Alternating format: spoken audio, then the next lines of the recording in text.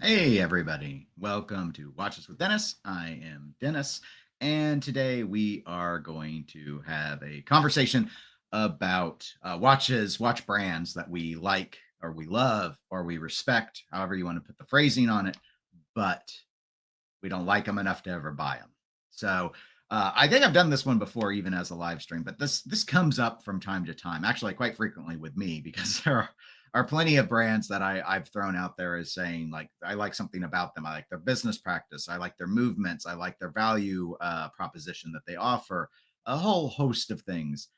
But ultimately, there's something about them, generally aesthetically in my case, that makes it so that I just, as much as I wish I could find a model in the brand that I would want to own because I like so many things about the brand, I can't ever do it. So some of these, I think, most of these, well, let me put it this way. I think I've probably mentioned two of these five. I'm going to do five that I've already pre-picked out ahead of time. And I know two of them I've mentioned before.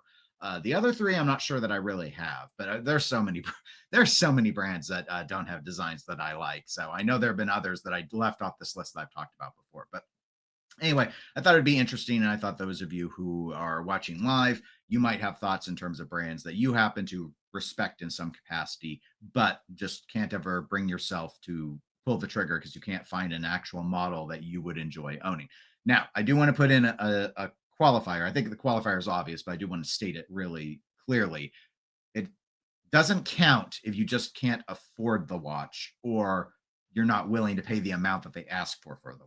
So that's a different thing. That's a financial barrier. Either you just like, I cannot get that. Like, I can't, I'm sorry, JLC, I can't afford a $1.2 million quadruped reverso because I don't have $1.2 million.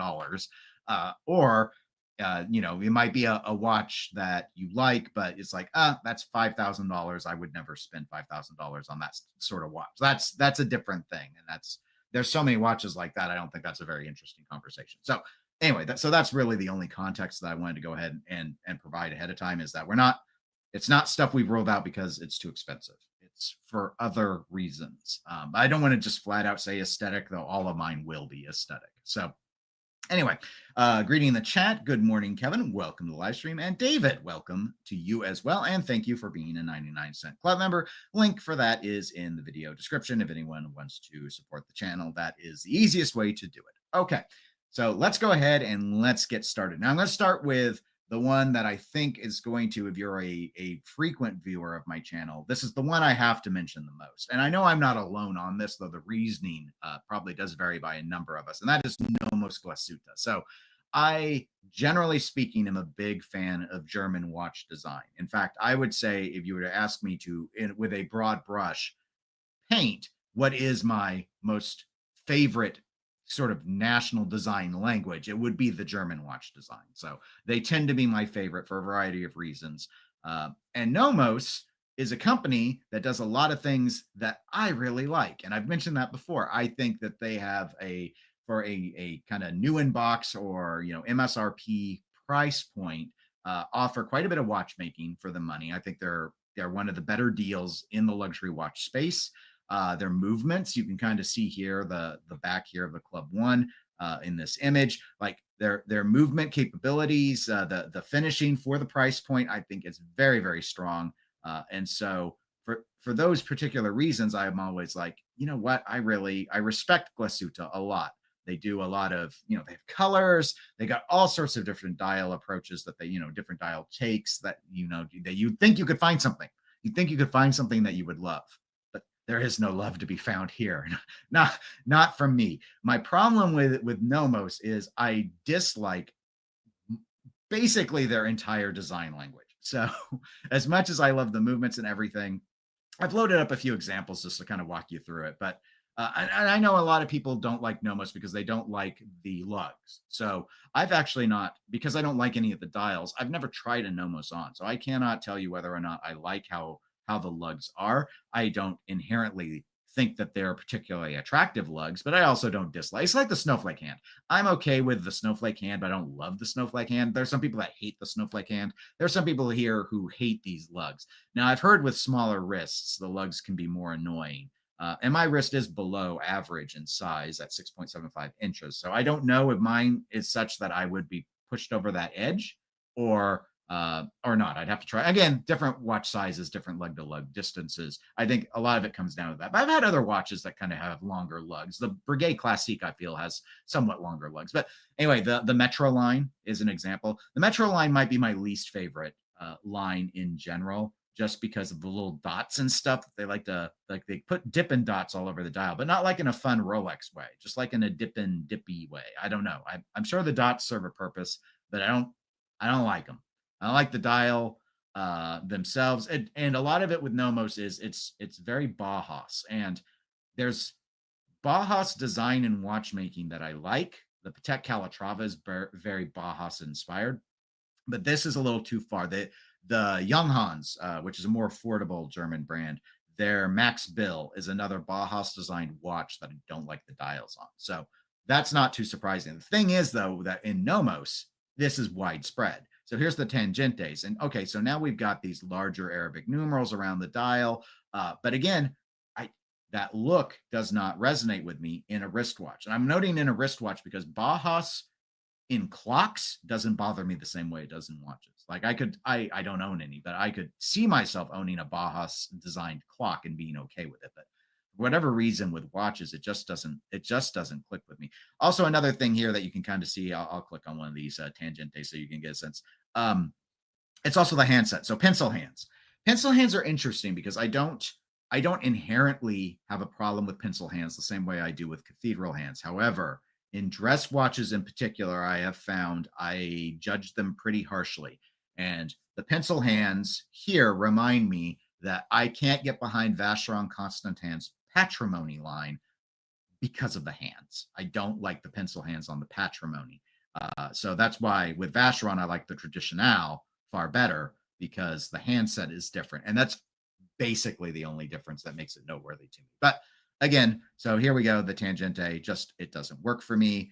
Here's the example of the Orion. Again, you see the pencil hands. Now we've gone with baton markers. Again, I like the Saxonia just fine, but here, even though I feel like this reminds me of the Saxonia, the dials themselves just put me off. The one exception, and this was new for this year at Watches and Wonders, was when this World Timer came out. And I was like, this one has a handset that I think works. I like I respect the brand. I like how they've implemented the World Time. They even, and we talked about this when this came out for those that watch the channel, and they even put the hour Arabic markers. They didn't crop them, which I despise cropping numerals, the old pocket watch format. It always looked like we made the dial and then we put in the subdials. Here they printed them on top, and I actually like that. I actually think that is very cool. So I don't dislike this watch, but I don't like it enough to want to own it. So the brand is still stuck in this limbo land where I love their movements. I respect their price points and the value proposition, the variety, the funness that they offer with all the colorways you can go with. Nomos does so much right, and I just can't like any of it. Or any of it enough to want to own it. So again, a brand that I could kind of say, I love this brand for so many reasons that I don't like it. I don't like the brand for much of anything. So anyway, so that was my first one that I wanted to throw out there as an example. Underachieving Watch Collector. Hello. Hope things are going well for you today. Tuna, thank you for being a 99-cent club member and welcome to you. Underachieving is with me. He does not like the Nomos styles. Yes, it's unfortunate, but at least I'm able to analyze pretty easily why I don't like them. It's that Bauhaus approach, and that's their DNA. So I can't really expect them to change the DNA, at least not quickly. The World Timer is giving me hope that they're starting to go in a direction where I might actually end up owning something.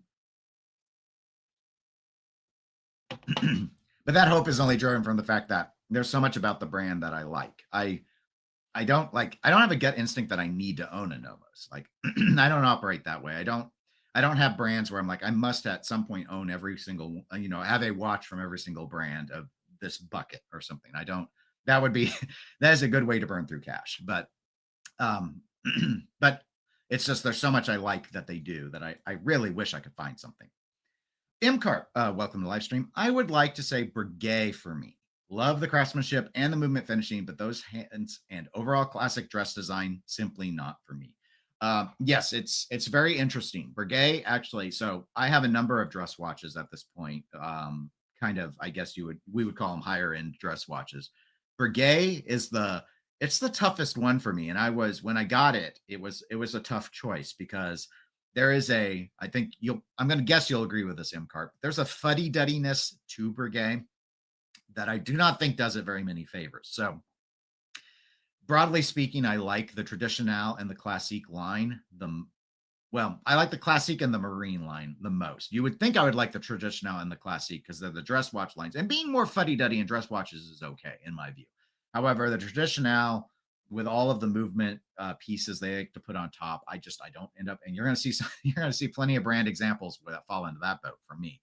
The Classique, like the lugs and stuff, it's that design aspects to the watch that I have that I don't. It's fine. I don't dislike it, but I don't like it. What I like about Breguet is the guilloche. So that's why, like, if I was to get rid of one of like, if we were to take my current, I guess, gold dress watches, which would be what my Longa one, the Geo traditional or vintage 60s I've got, the Patek Gondolo, and the Breguet. Those are the four I have now. The Breguet would be the first to go. The reason why I'm not compelled to get rid of it, though, is I really do enjoy that dial. So, so it has for me. Breguet isn't in the list because, I own one for a reason. So, but I definitely understand where it's a struggle for people. I judge them much more harshly on their sports watch attempts because I feel like they are on the struggle bus on that big time. Tuna says, I've never much taken to Nomos. I'm very much a dress watch kind of person, but there's just something about them. And again, for me, it's the Baja-ness of them. This is too Baja-y. Okay, well, let me give you another brand best known for their dress watches that you all might like, but I just mentioned it on the last live stream. Might be the inspiration for going ahead and doing this one. But Laurent Ferrier. Um, so Laurent Ferrier is one of those brands where I see a lot of people talk about their movement or their finishing, just their finishing in general. And you see the prices on these watches, and it's kind of like jaw dropping to me. Because when I look at them from the dial side, like we discussed this teal tourbillon last week, like, and granted, there's tourbillon in the back, don't get me wrong.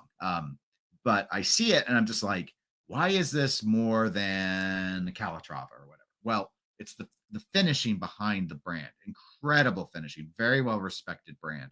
Uh, but again, I can't. We just talked about Breguet and fuddy duddiness, right? I it's kind of like that. They feel more. Laurent feels more modern to me than Breguet. I it's the sum of the parts. So I grabbed a few examples to try and kind of show you what I mean. So here's the Sport Auto 79, and here it's just like, all right, so we have a really, I feel, classical looking dial, and then you have this sort of squared off bezel in a, I guess we'll call it a tonneau shaped case. It's just it it's not ugly, but I don't see it looking good on me. Maybe that's the best way I could say it. Like, it's the movement and all the finishing. I don't think I can zoom in on this page. Looks really, really good. Like, it's a fascinating integrated design on one angle, but I'm just like, I for this, like this one, it's kind of like the Nautilus. I just don't like the shape of it. And so, okay, fair enough. All right, I don't like the 79. All right, what about the Classic Traveler? So I think I used this one in the thumbnail. Again, really cool. Like the map silhouette's really cool. Very clean dial. I think it's maybe not the best image, but I think relatively easy to read handset, to tell the time. It's got the markers on it. It's not one of those like austere dials that I judge Moser doing on half their collections. But I don't know. Is it the slightly angled date cutouts? Well, my Breguet Classique has an angled date cutout, and I think that's okay. Maybe it's the fact that you can kind of almost like roulette style see part of the numerals over here. Like, they're not the same size. Why are they not the same size?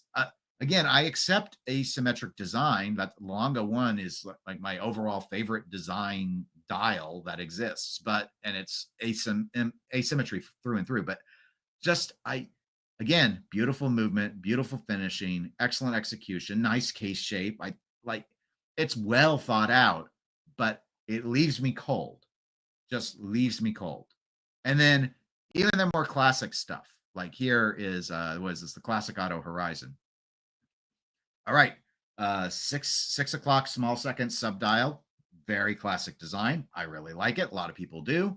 Date window. Um, interestingly shaped. It's almost like modernized. I wonder if this line through here is to try and convey the horizon. But again, it's a simple looking watch, but and classical in some ways, but it just does not resonate with me in any way that I would want to own it before I even would see the price. And the price on this is not cheap. So like this is gonna be like over 50,000 US dollars new.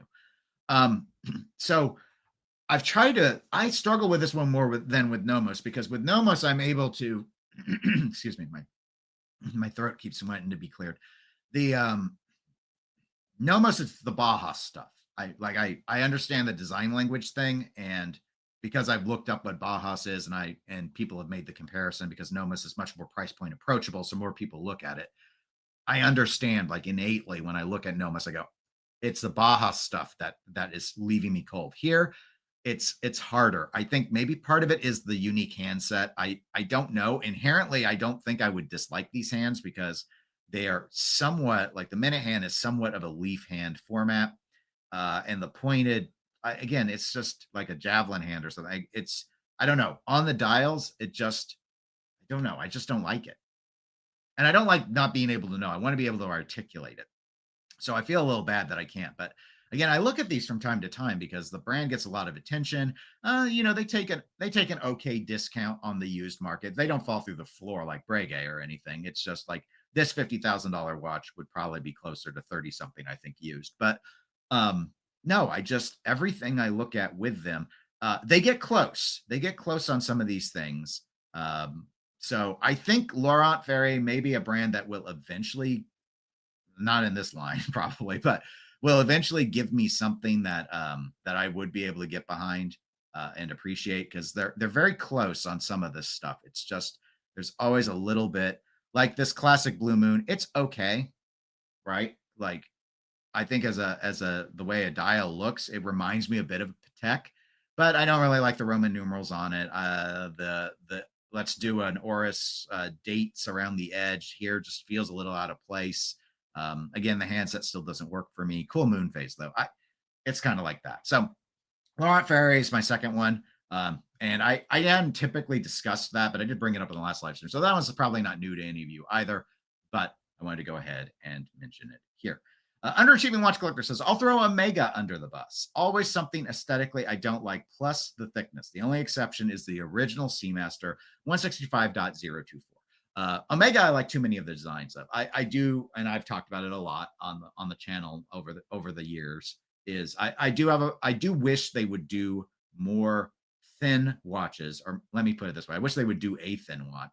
They do have a few in the DeVille line that are just under 10 millimeters at this point, so I do want to give credit for that because that's generally thin enough for a dress watch for me. Is like if you're again, we all have our own perspectives. If you want to make a serious dress watch, I expect if it's not got a bunch of complications, I expect you to be able to do it in under 10 millimeters. It's really not that hard.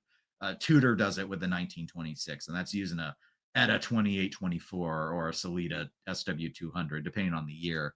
It's an Ebosh. I mean, they do modify it a little bit, but they didn't make it any thinner. And that watch is under 10 millimeters. So my point is it should be very doable for Omega. But they have like I like the Constellation. I think it's a good case shape. I've never owned one, but I've thought about it. I like the Seamaster 300M. That's definitely a polarizing case shape. But my problem with the Seamaster had more to do with the bracelet than it did with the watch itself. And though the bezel was hard to manipulate, which was part of the reason I got rid of that watch. Speedmaster leaves me cold, but it's a classic design. I just find it a little dull, which maybe is saying a lot since I like really boring watches. But it's an icon, and a lot of people love it for that reason. And I've got plenty of other stuff I like that people find totally dull. So no, I can't do Omega under the bus, but I understand the perspective with the points that you raised as to why you would. Um, okay, let me go ahead and take a quick drink. Apologies for that. The price of filming live and not being able to edit. So here's one I don't think I have discussed very much with any of you, and that is Debethune. A brand I probably would not, I want to say I probably never would have heard of it, but that's not true. I'm too into watches to have never heard of it. But of course, 1916 Company has a stake in Debethune. Actually, they might, I don't know if they fully own it at this point. I think they've got the majority stake. So, watching when I can watch Tim Masso's channel, I hear him talk about Debethune, and I know he really appreciates Debethune. How much of that is that they own Debethune, and how much of it is his own interest? I think it's both. And I know he recently actually got his kind of Grail watch, which is a Debethune. And in fact, I don't know if I have the exact one, but I'll give you an example. It is not one that I like. So Tim and I have very different tastes, but Debethune is one of those brands you hear about it, and just like Laurent Ferrier, um, really excellent finishing. I think Debethune, though, whereas Laurent does a lot more in the kind of classical vein, they keep things really subtle. Tourbillons in the back of the watch, very classical. Like they have their own twist on it, but there's a lot of classical design motifs in them. With Debethune, they have some stuff that's a classical. They did more in their past than now. Now they tend to be more edgelordy. I mean, that's probably a bit extreme of a take, but they like to play with materials a lot more, including non-precious materials. They like to have more. I mean, the handset on Laurent doesn't really resonate with me, but Debethune experiments more with that. They do a lot with they got the flexible lugs. So there's like a technology side of it that you might almost associate with a Richard Mille that goes on with Debethune. But other than if I go back in their catalog to some of their really classic stuff, right now there's nothing in it I really like. Some of it gets close, just like Laurent Ferrier. Some of it gets close. I tried to stretch here. I didn't just want to like throw stuff under the bus that was just outright just blatantly ugly. This is a brand I want to like because so much of what they do behind their design I think is really really interesting. But so here's one, the DVD. I don't know if this is exactly what Tim got, but I think it is because it's definitely this shape. But the bathroom scale watch, no, I this is and again, this isn't anything new. I didn't like the Cartier, the bathroom scale watch that came out, and the one that's still my favorite is the new one from Bremont. It's like that one I could actually kind of envision wearing, but I don't know. I don't like the way these discs even look up close. I think at a distance they'd look okay. There's just a lot of white space, and I don't like how they use the white space on this watch. But again, a fascinating watch with that inline calendar approach and all of that. So, okay, I can see why some people would like it, but to me, no. Okay, but this is a really where it's like a big jumpy hour sort of jumpy date thing, right? A lot of discs. But what about something a little more traditional? Well, that's a bit of a struggle with Debethune because they nowadays don't do a whole lot in traditional. Now, one of the things that just drives me bonkers, and this is I know I've mentioned before, and I get it, it's what their brand does, but Star Trek emblem thing, guys. I like Star Trek. Okay, I own a Star Trek pinball machine. It was the first new in-box pinball machine I ever bought. I didn't buy it because of the theme, but the theme didn't hurt. But I I'm like I try not to be that person that gets into like you don't ever hear me talking about Christopher Ward's new logo versus when they printed their name. And I didn't even like I owned a Parmigiani where they put on the full Parmigiani Feuillet name versus the PF, and I do think the PF looks better, but it wasn't a big enough deal for me to go. I'm not going to own this because of the the the logo, but the Star Trek thing, because the problem is when people see this watch, unless they're a watch collector who knows what Debethune is, they're going to think it's Star Trek themed. And so, okay, I know I'm constructing a scenario that's not going to happen very much because I hardly ever have anyone ask me about any watch I'm wearing. But if they see that emblem, my concern is people are going to then ask you, like, what is this about Star Trek that it's celebrating? And the answer is nothing because it's not a Star Trek watch. But they went with the Starfleet logo. That's what it looks like. It looks like it to everyone. I see it in comments all the time. And it's not just me. So I see that and it distracts away from these watches. Now, this DB27 collection, I still don't like anyway. I don't like the hour hand. The handset choices here were really weird. All the way they printed their name and then this whole Titan Hawk and all of that, just none of it. It's just I don't think it's a very attractive looking watch. Cool lugs, crown at the 12 is cool, but just it's just not clicking for me. It may click for you. DB28, same sort of thing as DB27. I think you hear about the 28s more, but the hands I would argue are even worse on the 28. You've still got the Starfleet logo, but now you've got more skeletonization, which is another thing I don't generally like in watches. And so here you go. I said that was going to come up, and we're starting to see it here. It depends on the model in terms of the handset, but none of the handsets really resonate with me. This might actually be a worse scale than the DBD that we talked about. Actually, I will say it is worse. But again, they all leave me cold. Some of these I outright think are ugly, and others I think are, I don't know, close but not close. I haven't really shown you any of the close but not close. This is maybe one that's getting a little bit better. Still don't like the handset. Also think the lugs here are really, really strange. The dial layout itself is interesting though. So we're getting a little bit closer to where the visual interest to me would let me accept some compromises, except this is Debethune. There's not pricing wise, I don't even know this is going to show me the pricing. Pricing wise, there is no compromise because this watch is way too expensive for me to tolerate a compromise. But it's just, not to mention, I think this one's big. Yeah, 46 millimeter in diameter. That's probably why the lugs are the way they are, so they could keep it wearable.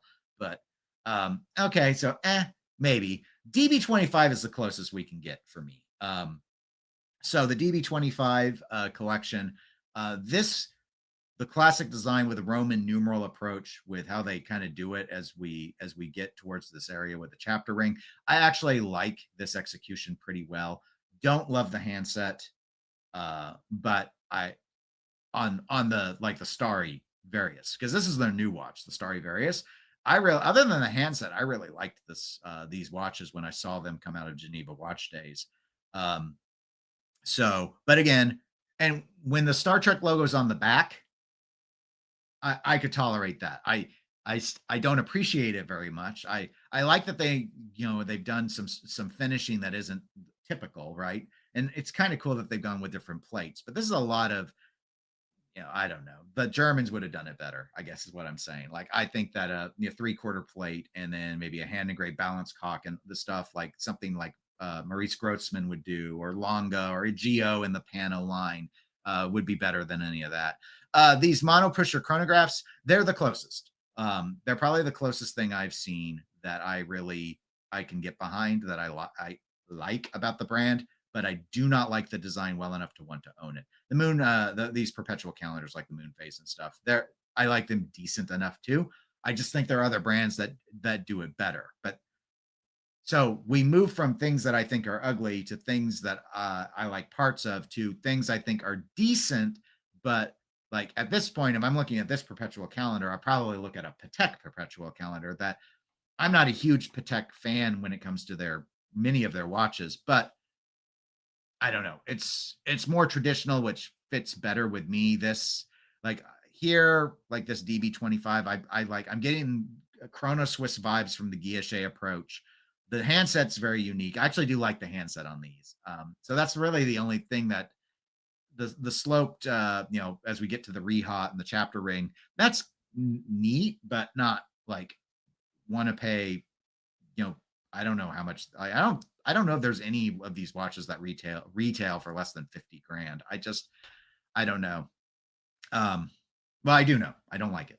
I don't like it enough. So anyway, Debethune. I don't really ever talk about Debethune, but yeah, that's the issue. So more avant-garde, which again, if you've watched here, me. I'm just, most avant-garde stuff just doesn't really click very well with me. And so that's my problem with them. But again, I like, as a brand, the boldness of their direction that they've been taking, I do have to take my hat off to it. I do think it's very commendable. I don't know that it's working as well as it has been for Moser, but I also think Moser is a little more staid than what we tend to see out of Debethune. And they both do extreme things, but I think almost everything in the Debethune catalog is trying to be avant-garde. With Moser, that's not the case, but your mileage may vary. Okay, so let me go ahead and get caught up with some of you and your statements. Underachieving said, I have a personal resentment to bathroom scales. Understandable. And that's why I don't think bathroom scale style watches generally resonate with very many people. But Then again, those Cartiers, when they came out with them at Watches and Wonders, the price on those, I thought they were going to be priced around the price of like solid gold Santos's. So think around like high 20s, low $30,000 range. And I saw the prices on those things and I was like, you've got to be kidding me. But I thought maybe I'd come around on them and I never did. I actually think I thought usually I get more used to a watch the more I look at it. Cause again, our brains like stuff that we're familiar with. And my brain's very much like that. So that's why I like traditional watches so much inherently. As I look more at creative watches, I get behind them more. But those Cartier bathroom scale watches, I think I actually hated more the more I looked at them. So very, very different sort of thing. Thomas with the Escapement Show, looking the live stream, said the story behind Laurent Ferrier is amazing. He worked for Patek for 37 years, 3 years short of the 40 years where you get your free golden ticket watch. He was so passionate about setting up his own brand that he cut his time short at Patek. I had an appointment with Laurent Ferrier at Watches and Wonders this year, and their watches are sublimely finished. Beautiful watches. Yes, that is why they're on my list of a brand I love. There's so much about Laurent Ferrier as a brand that I love, but I do not like anything that he has made. I do not. I don't hate all of it, but I would never spend the money for those designs. And maybe he will, again, it's his brand. Not everything's going to be for everyone, but so much about the brand I like so much. I really wish he would come out with something that I could get behind, but we'll just have to see. Underachieving, bringing up his true Vulcanness, going where no man has gone before, indeed. And many men cannot go because De Bethune is not an inexpensive brand, even used. Now, would they fall through the floor more if 1916 didn't control so much of the supply? I do wonder about that because because 1916 company kind of tried to corner the market on FP Journe a few years ago, and their prices were, I feel, very high. But Journes have stayed up there, so I'm not sure. It's hard to say. I do see De Bethune sometimes with some of the other secondhand dealers also, so I don't think it's completely cornered, but I'm not entirely certain. Koji says, what's the cheapest De Bethune? $50,000? I can't begin to enter their hallowed grounds in this lifetime. Of the new stuff, I think around that price point, Koji. However, they do have, and I kind of stuck with current catalog. So there is older De Bethune before they pivoted into the avant-garde direction. And I do think you can find some of their stuff there, maybe 30,000 or lower. I'd have to double check. It's been a long time because honestly, if you look at those watches, you'll see why they pivoted, because they were nice. Like I liked them more, but you were in with like all the stuff. Like, how is this any more special than Chopard or Vacheron or Patek or Piaget? Like they looked too much like other bigger names that were doing very similar dials. So I think that was a bit of a challenge. Hagfish says hello. I say hello back. He says, my fave German, I thought you were saying five at first. My fave German brands are Laco. My profile pick is a Laco Auction. I don't know how to say it. Hopefully I said it German enough that they will like it. Stova, Dekla, Hanhart, and Zen. Nomos is okay, but they're too dressy. We already dunked on Nomos earlier. You just missed that part. M. Cart said, any Jacob and Company watches. I guess precious materials and diamonds are a selling point on those. However, horrible looking watches. I didn't even bother to include Jacob and Co. I did not want to do any low hanging fruit where I was just like, come on. Like, Richard Mille. Actually, there probably are a couple of Richard Mille shapes that I kind of like, but designs kind of. But overall, I don't really care for their shape very much. So yeah, Jacob and Co. are just too whatever. Well, I have a couple here that are going to come up that will maybe be similar, but they're in some ways more respected brands, or at least I think so. Tuna says, too expensive for my pocket. I could sell my well-used liver. And so that is very amusing to all of us. All right. Well, we're hitting on brands that people love, right? And again, that's the point. I love these brands, or I really like them. I respect them, however you want to describe it. I just can't get behind them. So let me give you another one that is a darling. People really appreciate it. Grubel Forsey. Nope, sorry. Can't find a single watch in Grubel Forsey that I would want to own. There's not a lot in the current collection anyway. They kind of have they kind of carve it up in two things. They have their collection convex and then what they just call collection. So we'll start with the convex to give you some sense of it all. But as you can see, and it's going to be true for basically everything, Grubel starts to fall into the space that I get with skeletonization. Again, you can just from these images though, and we can blow some of them up here. The the finishing is incredible. Grubel 4C finishing is incredible. But like what's going on with this dial, like I don't even want to understand what's going on with the dial. I don't really care for the handset very much, like Debethune, but it's okay. A little more normal, I would say. You know, with just broad arrow everything apparently, but it's just the sum of the parts leaves me pretty cold, and you can see that with the Balancier S2, same thing. Really weird, kind of unique looking thing, skeletonized aspects where you're starting to see like part of the going train or whatnot. Just very strange asymmetrical layouts that I don't think follow any like when I look at this, I don't get the calming sensation of a golden ratio look like the Longa one. And other things that might not be golden ratio, but I like the Pano line from GO. I just again, this isn't a German brand, but uh whatever he's doing, it's not working for me. So this globe one here, the GMT, I always thought the globe aspect was really, really cool. All of this is really, really cool. The technology, the technique, the watchmaking, it's really, really impressive. But I don't, just don't know about like everything else about it just doesn't work for me. It's like it's cool, but I just don't like it.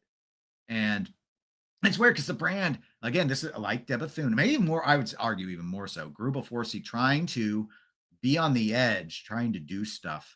Um, you know, I just think it's really, really fascinating. So the regular collection gets a little closer, and they have some. Again, this brand came to mind because of Geneva Watch Days. But all right, this stuff like these handmades, where they do what like here 2 to 3 of these a year. Again, handmade, like the finishing, the approach.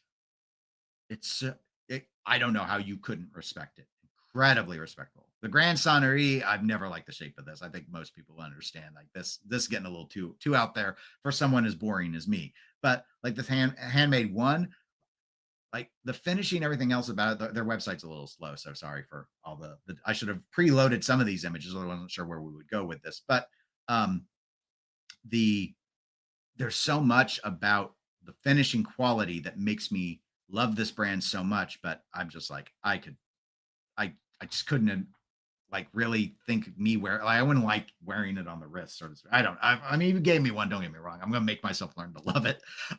But yeah, their site's kind of lagging, so I don't think I'll be able to show that to you in detail. But the point being that they're Grubel 4C is doing a whole lot of stuff, very innovative design, but all of the design choices they make, something about them always puts me off. And the price point we're talking about with this brand is so high that it's you better really get into it. But let's see. Hagfish says these are all too dressy watches. Well, the fair enough. I definitely see that. Some of them have some more sport style stuff. Actually, I will end with one that, well, you might find them dressy. I wouldn't call them well, we're not to it yet. But the reason is because I thought about targeting some of the more affordable brands in this. But here's the rub with, because I didn't want to just be these watches are ugly and I don't like the brand.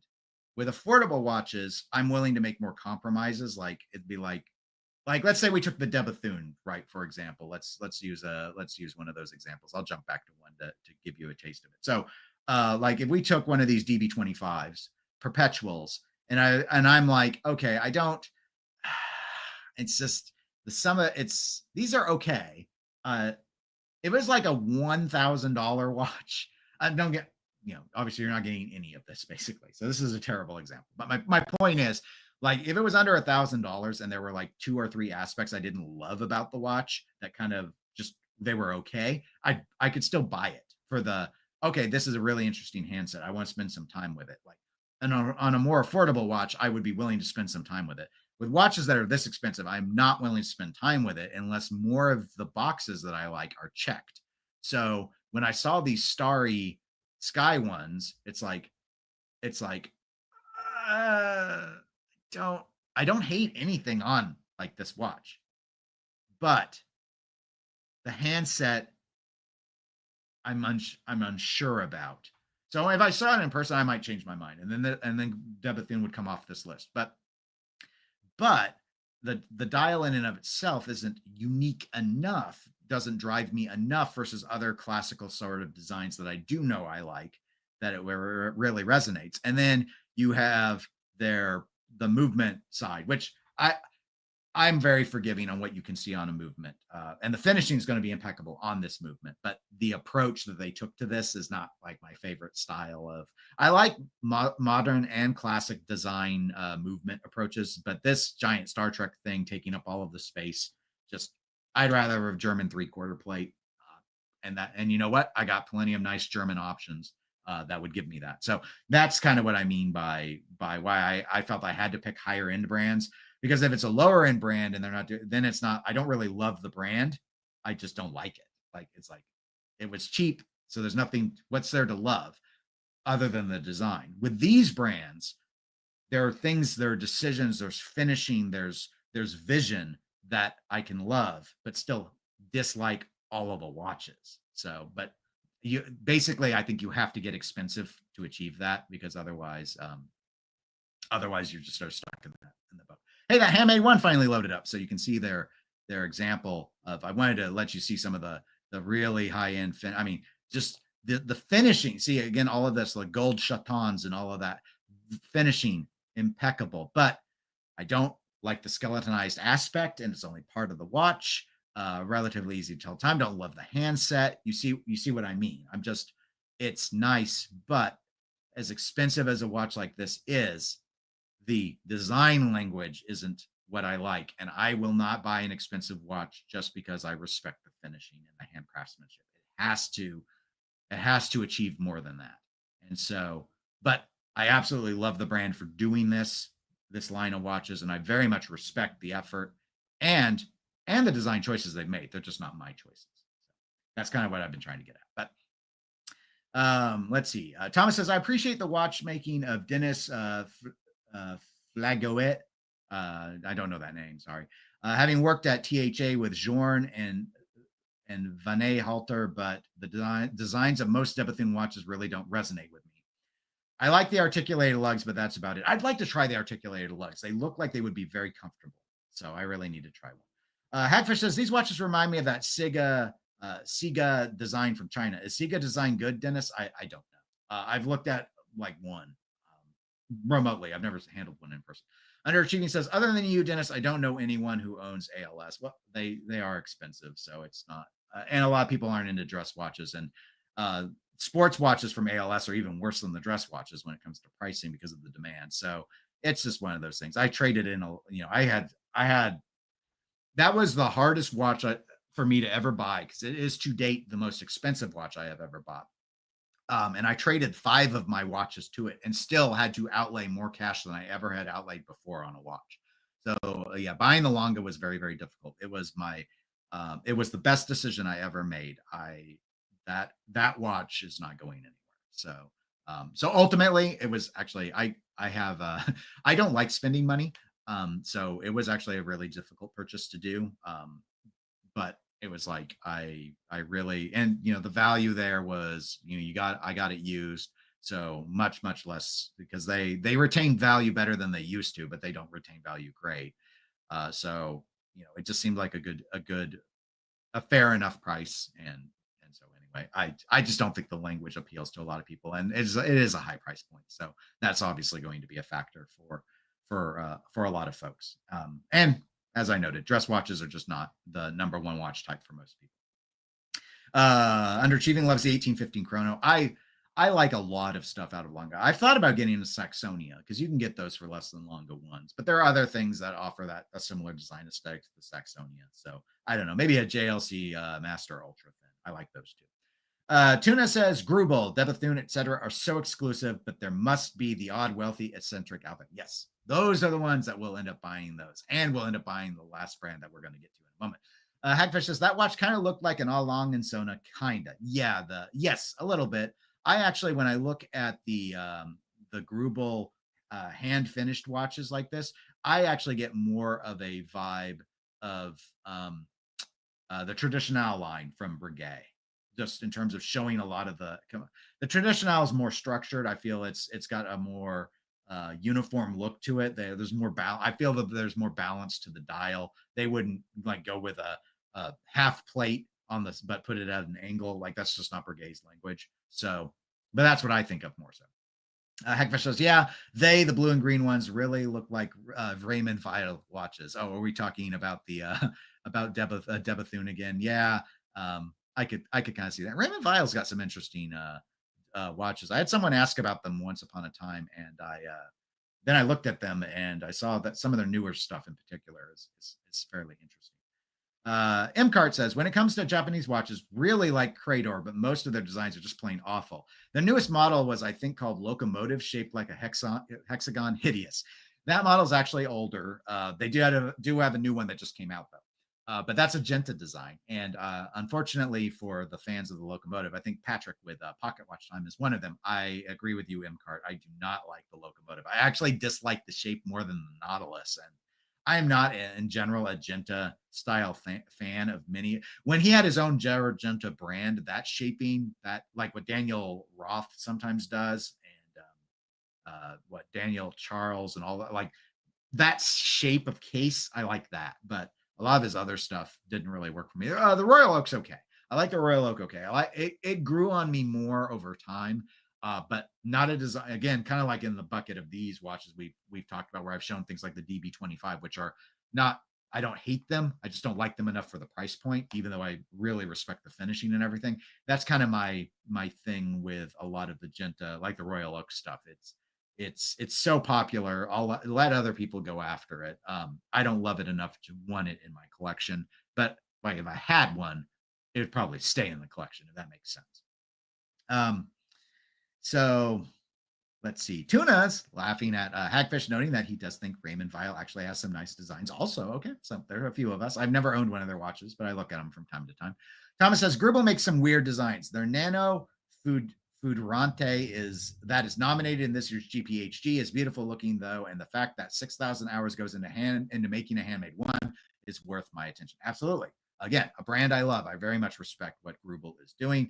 Imkart says Crador is trying to be Japanese Patek, but it's just not working.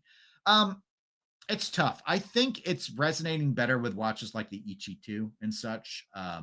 But I kind of like the weirdness of Crador as I've looked at a lot of it, but they've been all over the map. Originally, Crador was a precious metal only brand, like way back. And then they started doing some very affordable stuff. Like if you want a Crador, you can find quartz Cradors, all day on Chrono 24 for under $1,000 in steel. So they tend to be kind of smaller watches usually, but you can. They've done other shapes as well and stuff. And nowadays they've got their Gold Feather line, which is like their thin mechanical line. They do some spring drive stuff still, and then the high end like hand painting the porcelain stuff, which I think they're very attractive, clean watches. But again, it's like I don't love the Ichi 2 enough to say this is a $40,000 thing for me. You have to like really be into it because a hand painted porcelain dial. Well, porcelain is rarer in dial work, but you can get. And in fact, Crador has another line that doesn't go to the same, I guess, hand finishing on the dial work as that. That's closer to the $10,000 price point. That I think is still a porcelain dial. I forget the name of it. I have some bookmarked on Chrono 24 as maybe Dennis watches in the future. So let me see here. Let's see. Hagfish says you can get that kind of watch from Seagull. The 1963 Seagull has that gold gears and blue screws look, all for more or less $2,000. Are we talking about this kind of style? I mean, Seagull as a brand is interesting too because they do luxury stuff. We don't really talk about it, but in the mainland China market, I think it's more of a player there. They have capabilities, obviously. It's a very established brand. I mean, the 1963 isn't skeletonized, but you can see the case back having the gold gears and blue screws look. Okay, let me go ahead and jump to the last one. All right, so too many dress watches, right? Dennis, you've been burning us with dress watches. Give us a brand you love that isn't about dress watches. I absolutely will, with a bunch of watches that I just can't see myself ever owning because I don't like any of the designs. How about MBNF? Here you go. This will be the last one for today. So MBNF, oh, how I respect them. You can see their love of engineering. It oozes out of this brand. How can you not like that? Unfortunately, well, none of this stuff is wearable. It's like I could get behind MBNF outside of watches. Like, and I really respect that they call their watches machines. Like they're machines. Like a clock from MBNF, like that would be pretty awesome. And they do stuff. They do stuff outside of watches, by the way. But their wristwatches, guys, guys, I'm sorry. It's just so they got a couple of big categories here. So they've got their horological machine line. This is probably the most wild stuff, and I think it's the most interesting to look at. But the so you've got like, and they just number them. So this it's fascinating, but it feels super unusable to me. Like you innately you don't instinctively know how to read much of this. Super domed sapphires. Here's one. It looks like a UFO. Who doesn't like a UFO? I have Forbidden Planet on DVD. Again, all these really creative shapes and all of that. But as watches, I mean, we talked about Jacob and Co in the chat earlier, but Jacob and Co, there's something just innately gaudy about all of their watches. With MBNF, there's just something innately unwieldy about it. But like this, the robot's cool. So we're not counting the robot. We're only doing the watches. So they're ungainly. Everything that they do in their watches, I feel, is very ungainly. The more fun stuff, I think, is the horological machines, and I get more excited about those. However, they do have their legacy machines, and these, as they kind of note, these are the things that are supposed to pay tribute to like traditional watchmaking from the pocket watch era. I tend to find that means you have basically the one general case shape that they like to go with, but otherwise you run into the same stuff with it, like Moser with like their Pioneer line and stuff, which I have a Pioneer, but super domed sapphires. These are probably even more extreme. Again, you've seen a lot of the kind of the guts on many of them in ways that I just don't care for too much. They got some that are cleaner, but kind of like Christopher Ward when they came out with that one watch recently with these huge bridges. These huge dial side bridges and stuff. They can be off putting. It's so three dimensional on these that again the engineering behind it I deeply respect. I think it's a pretty ugly dial. I just do. And so the legacy stuff leaves me really cold, or I outright don't care for a lot of it. And by the way, again, this is why price matters. On a lark, if we were talking about maybe a $1,600 watch, I wouldn't buy a $1,600 watch on a lark, but it would be within reach. With this, when we're talking like what 200,000 US dollars, or some of the more basic stuff is still like up around 75,000 US dollars for this. Like, as cool and as crafted as it is, absolutely not. Absolutely not. And then we go into the horological machines where I feel like the fun of it is a much more interesting story to be able to talk about. I have no idea how much these things run for, but God, look at these dimensions.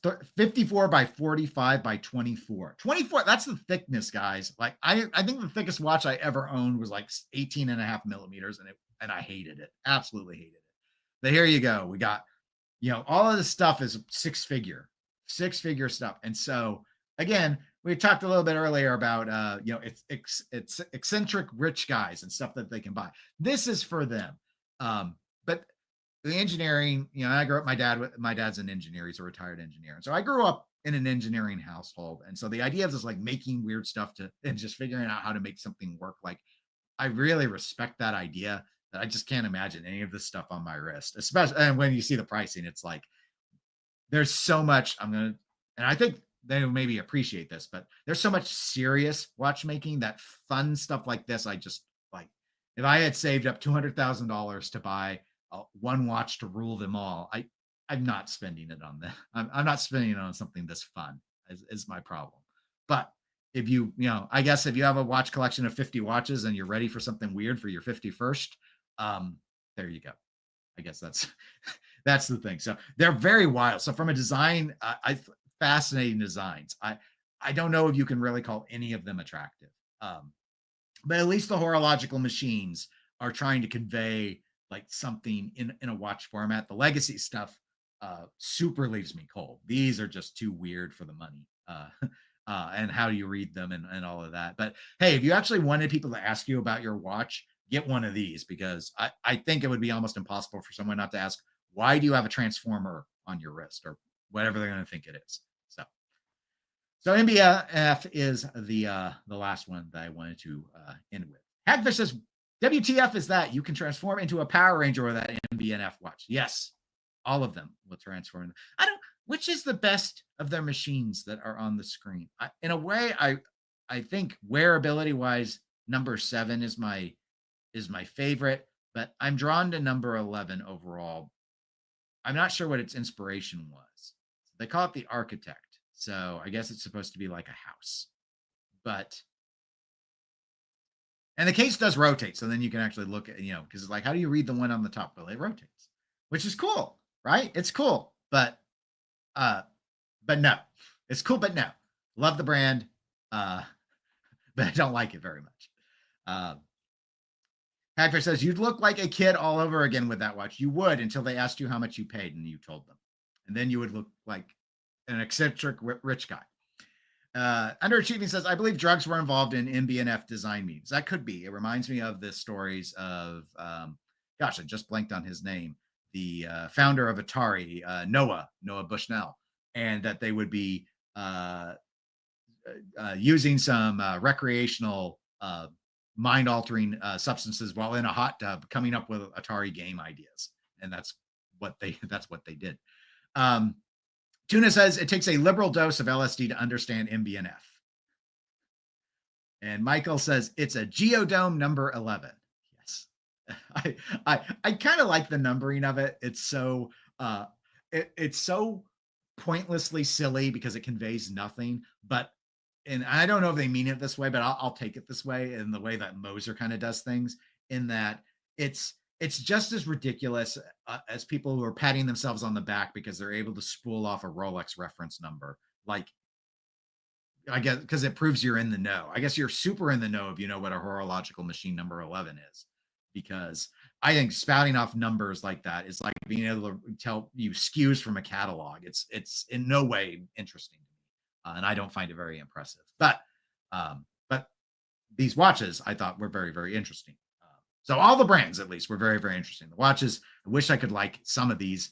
And some I'm close on. I've gotten better. I'm doing better, guys. But some of them are a challenge for me. So Thomas says the horological machine line from MBNF are a breath of fresh air in the watchmaking world. It's the friends that Mac Brewser collaborates with that bring the magic. Yeah, the whole, again, I love the brand for a reason. The whole idea behind it is very, very unique, very different than what anyone else is doing. Before you even get to how different the watches look, Thomas continues. It comes from Max being in charge at Harry Winston and making the Opus range, collaborating with the world's top watchmakers. That was the start of a new generation of watch design.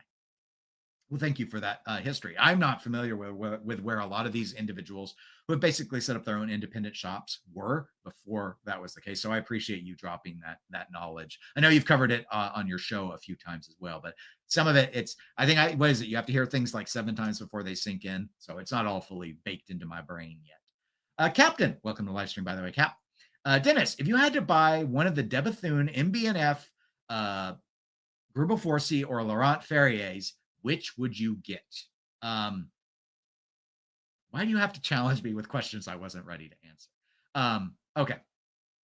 If I had to buy one, oh my gosh, this is tough. So generally speaking, the line that's closest, I'm so boring, guys. I'm so boring. So MBNF is out. I wouldn't risk it. I just don't think. I think I'd own the watch. I'd wear it like once or twice a year, and they're so unwearable that I wouldn't be able to wear them. So my gut tells me Laurent Ferrier is my best bet of finding something I'd be happiest with long term. However, I do think I would end up with a DB25. So my answer, Captain, is going to be de Bethune. It'd probably be a DB25. I don't know if it would be the perpetual calendars. I might, if I had to buy one, I might actually take the chance on one of these starry various, not the one with diamonds, but probably one of the starry various um, models, because there's something about it. The way they've done the Milky Way and stuff, it's not, adventuring glass does not appeal to me, but this, I don't think that they didn't do adventuring glass here. So this, I want to see it in person, but the way it looks in its imagery with the blue and stuff, I find it deeply attractive. Actually, overall, I like this watch quite a bit. I'm not sold on the handset, but I don't hate the handset. The problem is at the price that the watch is, the handset becomes a bit of a deal breaker.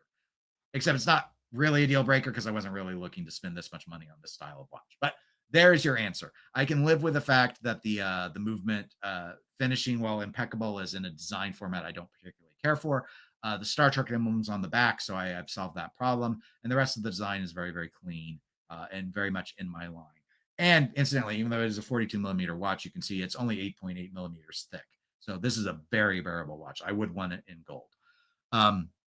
So there you go. That would be my answer. Would be I would probably do De Bethune, but Laurent Ferrier is very, very close, because I could see myself doing something like the classic moon blue here. Um, this is a pretty nice looking watch. The sum of its parts aren't totally clicking with me, but there's a classical design language to Laurent that appeals to my watch collecting spirit a lot better than an avant-garde line like De Bethune. But I kind of think when I'm into these sort of spaces, uh, maybe the avant-gardeness of De Bethune is a more fun experiment for me versus the high quality finishing. I can't say whether Laurent or De Bethune has better finishing. I don't know the answer to that. But I think I would appreciate Laurent's finishing more, is maybe the way I'd go. So it's a close second, but that would be the answer. Grubel's absolutely out. There's nothing in their catalog currently that I want to own from a design standpoint.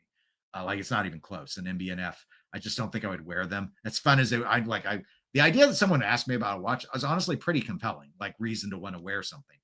My Mr. Jones watch, Ricochet, the pinball one with the robots and the jump hour, I've had more people ask me about that watch than my entire collection combined. Now, I wore it to a pinball convention, so that helped quite a bit. So know your audience, but nonetheless, it does, it does, you know, resonate. It's something that it sticks with me. I've had my Rolex Explorer 2 16570 for almost 20 years at this point. I've been asked about it twice. And I wore it like 15 years straight. And I've only had anyone comment or ask about it twice. So again, and it's an Explorer 2. It's not a flashy watch. But it's nice when people I actually, speaking of watches where people ask about, just as a weird little aside as we wrap up, I'm trying to think my other ones. I have had a few people comment positively on my Moser Pioneer. That's a pretty flashy watch just because it's so big with the domed sapphire and the blue dial. I wore that watch yesterday. I'm wearing, oh, I didn't mention today. Today is a Seiko 5 Sports, the SRPK 17, that 55th anniversary reissue limited edition, limited to 15,555 pieces. That still amuses me.